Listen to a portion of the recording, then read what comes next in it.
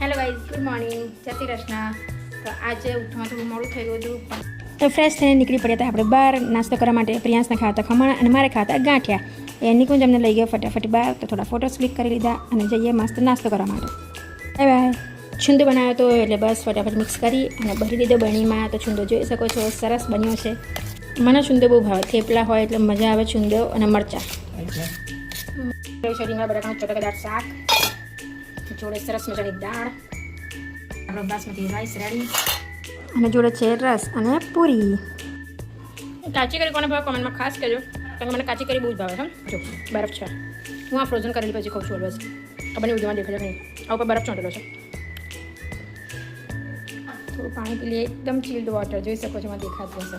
Actually પ્રિયાંશે પાણી નથી, આ લીંબુનું શરબત છે, કારણ કે પ્રિયાંશે લીંબુનું શરબત બનાવ્યું છે એટલે પ્રિયાંશ મસ્ત બનાવ્યું છે.